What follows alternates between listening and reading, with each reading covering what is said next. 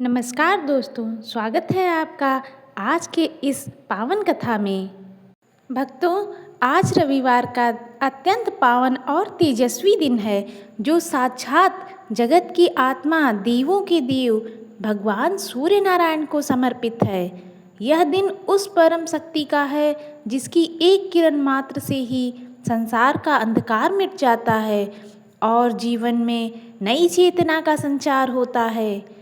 कहा जाता है कि जो मनुष्य रविवार के दिन सच्चे मन से, सच्ची श्रद्धा से भगवान सूर्य की पूजा अर्चना करता है, उसकी कथा का श्रवण करता है, उसके जीवन से दरिद्रता दूर हो जाती है। कहा जाता है कि जो मनुष्य रविवार के दिन शांत और सच्ची मत से सूर्य नारायण की यह कथा का श्रवण करता है, उसको मानसिक अशांति का साया सदा के लिए समाप्त हो जाता है। यह कथा केवल शब्द ही नहीं, यह उस अखंड विश्वास की प्रतिध्वनि है जो डूबते हुए भाग्य को भी सहारा देती है। यदि आपके जीवन में भी कठिन परिश्रम के बाद भी फल की प्राप्ति नहीं हो रही है और धनवान होने में कमी आ रही है या घर में क्लेश का वातावरण बना हुआ है, विश्वास मानिए, आज की यह पावन कथा आपके जीवन की दिशा बदलने वाली है। अब अपने चित्त को शांत कर लीजिए और अपनी आंखें मूंद कर उस प्रचंड तेजस्वी सूर्य देव का ध्यान कीजिए और अपने हृदय के द्वार इस पावन अमृत वर्षा के लिए खोल दीजिए। प्रिय भक्तों, यदि आप अपनी जीवन में वास्तविक परिवर्तन और सूर्य देव की असीम कृपा चाहते हैं तो इस कथा तो अंत तक पूरे ध्यान के साथ सुने और श्रद्धा के साथ सुने। हो सकता है कि इस कथा का कोई एक प्रसंग, कोई एक वाक्य आपके सोए हुए भाग्य को जगा दे। और यदि आप स्वयं को एक सच्चा सनातनी मानते हैं तो इस दिव्य कथा को केवल अपने तक ही ना रखें, इसे अन्य लोगों के साथ भी साझा करें। ओम सूर्य देवाय नमः। ओम सूर्य देवाय नमः। आइए अब उस कालखंड में चलते हैं जहाँ भक्ति और अहंकार के बीच एक संघर्षमय इतिहास रच दिया गया था। प्राचीन भारतवर्ष की पुण्य धरा पर जहाँ नदियाँ अमृत के समान बहती थीं और आकाश सदैव देवताओं के आशीर्वाद से निर्मल रहते थे, वहाँ एक अत्यंत सुंदर और गौरवशाली राज्य हुआ करता था जिसका नाम सत्यपुरी था। सत्यपुरी एक सौंदर्यमय राज्य था। सत्यपुरी का सौंदर्य ऐसा था जैसे कि कोई स्वर्ग का अंश धरती पर उतर आया हो। वहाँ की ऊंची ऊंची अट्टालिकाओं पर सूर्य की किरणों से स्वर्ण के समान चमकती थीं। राज्य के चारों ओर हरे भरे वन थे, चहचहाते हुए पक्षी थे और सुगंधित पुष्पों से क्यारियां मन को मोह लेती थीं। वहाँ की प्रजा अत्यंत सुखी थी। खेतों में भरपूर अन्न था और किसी के मन में भी भय चिंता का वास नहीं था। इस दिव्य राज के अधिपति थे वीर शिरोमणि सम्राट अजय सिंह। राजा अजय सिंह अपनी वीरता और न्यायप्रियता के लिए अत्यंत प्रसिद्ध थे। उनके शासनकाल में न्याय का पलड़ा हमेशा बराबर रहता था। वे दीन दुखियों के रक्षक थे। प्रजा उन्हें अपने पिता के समान मानती थी। वहीं रानी काव्या साक्षात लक्ष्मी स्वरूपा थीं। रानी काव्या जितनी रूपवती थी, उससे कहीं अधिक उनका मन धार्मिक और करुणामयी था। वे एक आदर्श पतिव्रता नारी थीं, जिनका दिन सूर्योदय से प्रारंभ होता था और रात्रि तक सिर्फ अपने प्रजा के लिए ही होता था। रानी काव्या का मानना था कि राज्य की समृद्धि का मूल कारण भगवान सूर्य नारायण की असीम अनुकंपा है। वे प्रतिदिन नियम से सूर्य देव को ध्यान करती थीं। वहीं महल के भीतर ही एक भव्य मंदिर बना हुआ था, जहां रानी घंटों बैठकर प्रभु की भक्ति में लीन रहती थी। रानी काव्या सूर्य नारायण को देखकर अपने हाथ जोड़ लेती और प्रार्थना करती कि हे जगत के पालनहार, इस राज्य पर अपनी कृपा दृष्टि सदैव बनाए रखना। धीरे धीरे समय बीतता गया और राजा अजय सिंह के आंगन में खुशियों ने फिर से दस्तक दी। रानी ने अत्यंत सुंदर और तेजस्वी दो बालकों को जन्म दिया। बड़े राजकुमार का नाम रखा गया भास्कर और छोटे का दिवाकर। दोनों राजकुमारों के मुखमंडल पर सूर्य जैसी आभा थी। उनके जन्म के उत्सव में पूरे सत्यपुरी को दीपों से सजाया गया था। हफ्तों तक दान पुण्य का दौर चलता रहा और राज्य में चारों ओर हर्षोल्लास का माहौल था। जैसा कि आप जानते ही होंगे प्यारे भक्तों कि जब मनुष्य का उन्नति चरम सीमा पर होती है तो अक्सर कहीं न कहीं उसके मन में अहंकार की भावना जागृत होने लगती है। इसी प्रकार राजा को भी कहीं न कहीं लगने लगा था कि जो साम्राज्य में वैभव है वह सिर्फ उनके ही बाहुबल और बुद्धि का परिणाम है।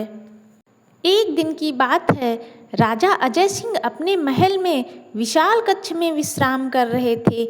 सुबह का समय था। भगवान सूर्यदेव अपनी पूरी प्रखरता के साथ आकाश में उदित हो रहे थे।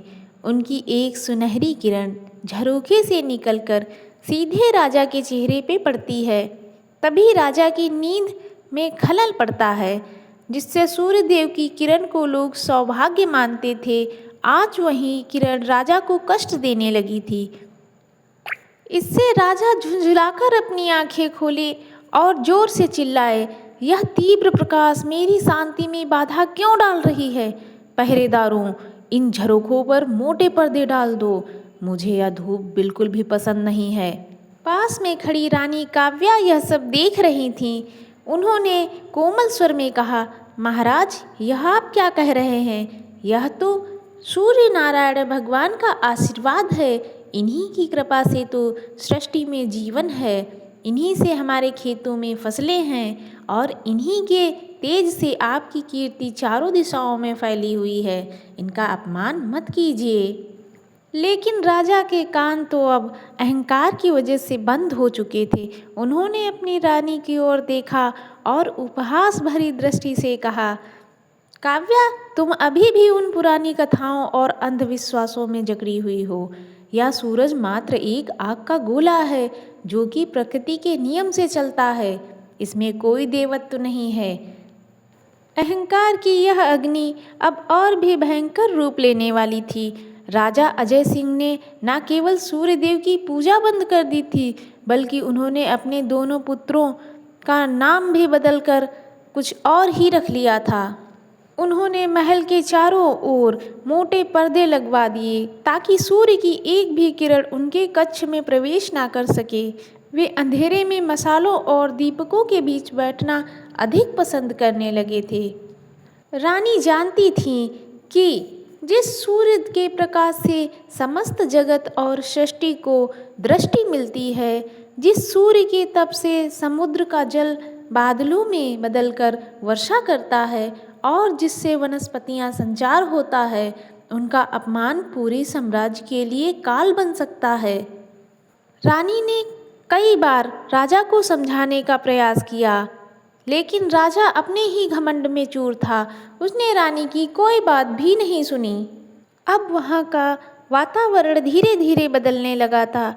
वह सत्यपुरी जो कभी चहचहाते हुए पक्षियों से और सुगंधित हवाओं से भरी हुई रहती थी, वहाँ अब एक अजीब सा सन्नाटा छाने लगा था। देखते ही देखते प्रकृति ने अपना रुख मोड़ लिया था। जो कि सूर्य कभी जीवन का आधार था, अब यही प्रचंड रूप अपनाने लगे थे। एक समय ऐसा आया कि जब मानसून के बादल सत्यपुरी की सीमा पर आकर ही लौट जाते थे। आकाश में बादल तो उमड़ते, लेकिन वे बिना बरसे ही चले जाते थे। भगवान सूर्यदेव ने मानो अपनी कृपा की वर्षा रोक दी थी। खेतों की हरियाली सूख कर पीली पड़ने लगी थी। नदियाँ जो कभी कलकल करके बहती थीं, अब वह पत्थरों की ढेर में बदल गई थीं। और पशु पक्षी भी प्यास की वजह से तड़प तड़प कर मरने लगे थे। सत्यपुरी में अन्न का भंडार खत्म हो चुका था। अन्न कहाँ से आता? जब भूमि ही तपकर फटने लगी थी, तो धन भी व्यर्थ था। उधर रानी काव्या सूर्यदेव से मन ही मन माफ़ी मांगती रहती थी। वह राजा और अपने पुत्रों के द्वारा किए गए अपराध के लिए बहुत ही शर्मसार थी। सूर्यदेव के प्रकोप ने सत्यपुरी के वैभव को अब राख में बदल दिया था। वह राज्य जहाँ की गलियों में कभी केसर और चंदन की खुशबू आती थी, अब वहाँ केवल सूखी मिट्टी थी और मौत का सन्नाटा पसरा हुआ था। राजा के राज्य में अब रसोई घर में अन्न का एक दाना भी नहीं बचा था। प्रजा जो पहले ही अकाल की मार झेल रही थी, अब राजा अपने आप को कोसने लगा था। सत्यपुरी की प्रजा अब राजा को देखना भी पसंद नहीं करती थी। जब राजा अपनी पत्नी और बच्चों का ये हाल देखते तो वह फूट फूट कर रोने लगते और कहते, काव्या, मुझे तुम छोड़ दो, मैं इसी लायक हूँ। मैंने तुम्हारे विश्वास का उपहास उड़ाया था, मैंने उस प्रभु का अपमान किया, इसलिए आज मेरी हालत भिखारियों जैसी हो गई है। इस पर रानी बड़े ही धीमे स्वर में कहती, स्वामी, पछतावा ही प्रायश्चित की पहली सीढ़ी है, धीरज रखिए। सूर्य नारायण बहुत ही दयालु हैं, वे दंड देते हैं तो सुधरने का मार्ग भी दिखाते हैं। रानी ने आकाश की ओर देखा और सूर्यदेव अपनी पूरी प्रखरता के साथ चमक रहे थे। रानी काव्या ने हृदय से एक चीत्कार निकली। वे वहीं धरती पर गिर पड़ीं और प्रार्थना करने लगीं, हे त्रिलोकीनाथ, आप अपना क्रोध अब शांत कर लीजिए। मेरे पति और पुत्रों के द्वारा हुआ अपराध क्षमा कीजिए। अगर आपने मेरे पुत्रों का यह अपराध क्षमा नहीं किया तो मैं अपने प्राणों का त्याग कर दूंगी। मैं अपनी आँखों के सामने अपने परिवार को इस तरह तिल तिल कर मरते हुए नहीं देख सकती हूँ प्रभु, इन्हें जीवन दान दे दीजिए। वहीं राजा भी हाथ जोड़े सूर्य नारायण की ओर देख रहा था। अचानक वातावरण में एक शीतलता छाने लगी, आकाश से एक दिव्य सुगंध आने लगी और देखते ही देखते रानी के सामने एक प्रकाश पुंज प्रकट हुआ। उस प्रकाश की चमक इतनी थी कि रानी अपनी आंखें भी नहीं खोल पा रही थीं। रानी काव्या प्रभु के चरणों में गिर पड़ती हैं। सूर्यदेव ने ममता के साथ कहा, हे पुत्री, मैं तुम्हारी अटूट भक्ति से धर्म में विश्वास हो गया और तुम्हारे पुत्र और पति को उनके किए के लिए उद्धार करने का प्रण ले लिया। तभी से रविवार व्रत की महिमा घर घर में गाई जाने लगी।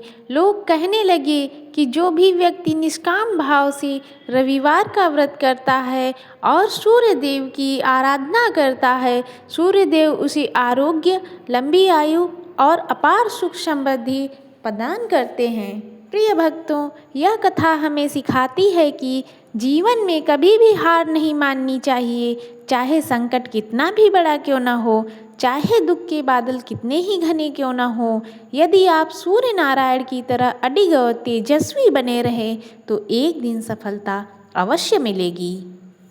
इस दिव्य कथा का समापन करते हुए सूर्य नारायण से यह प्रार्थना करते हैं, इस कथा को सुनने वाले सभी भक्तों की मनोकामना पूर्ण करें, सबके जीवन में सुख शांति और समृद्धि का वास हो। बोलो सूर्य नारायण भगवान की जय, माता लक्ष्मी और विष्णु भगवान की जय। जय माता दी।